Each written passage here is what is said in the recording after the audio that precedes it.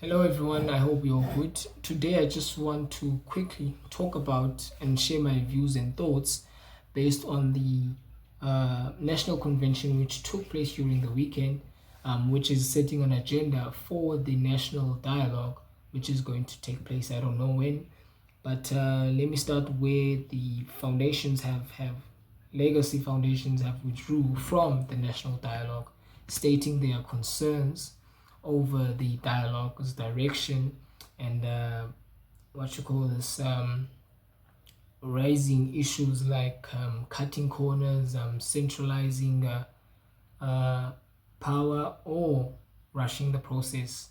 They felt like it's not aligning the um, with their vision for reconnecting South Africans to each other and the democratic project.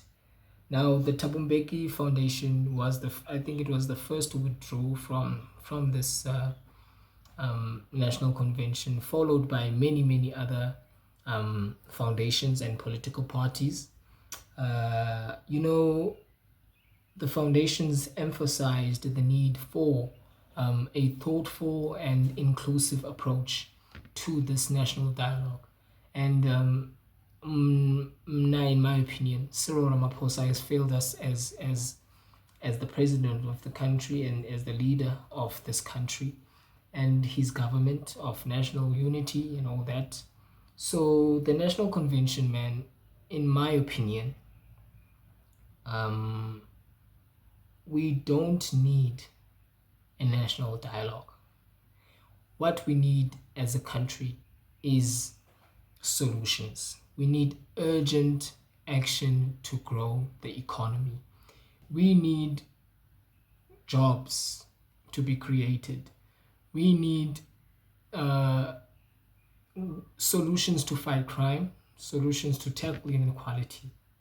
It's been 31 years, man, and we have literally failed as a country. And our leadership has literally failed us, and the government has failed us. So chaos erupted during the convention, where participants raised their anger, calling the government liars and all that.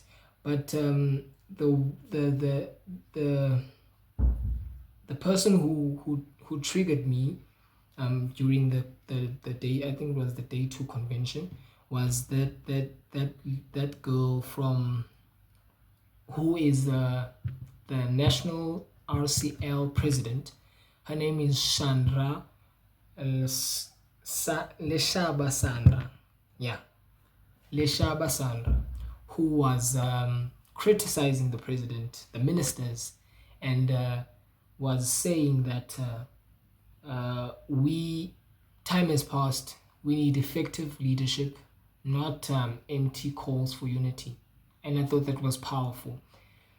So we shall see what will happen in the national dialogue. And for Cyril to call on elite people to talk for us, to speak for us, that's not reasonable. We need people in the ground, people who are facing these challenges, who are facing these issues such as crime and being raped and facing racism. We need those people who are facing to be there and to discuss these issues so that we can find solutions, not for high people like Osia Kolisi to speak for us there. And secondly, I just want to touch on the issue of Gayton McKenzie, who is investigated by the South African Human Rights Commission for his post old posts on Twitter, where the posts are highly offensive and a racial slur of the K word, where some political parties raised their complaints and they were complaining. Some political parties want Gayton to step down as the Minister of Sports, Arts and Culture. And Mina, I kind of disagree because Gayton is a good minister. Is a good minister. He's an active minister than all these ministers that we have in the cabinet.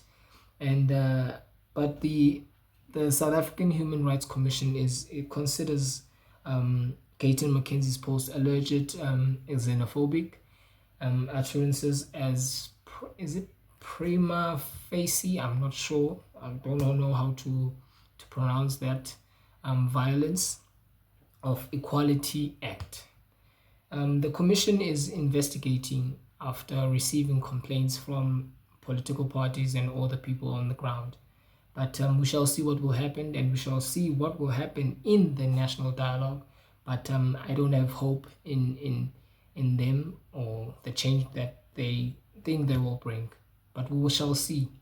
Still, if we are still being led by Cyril Ramaphosa, man, we will be the next Zimbabwe, and we shall see. We shall see. I'm off, guys. Cheers.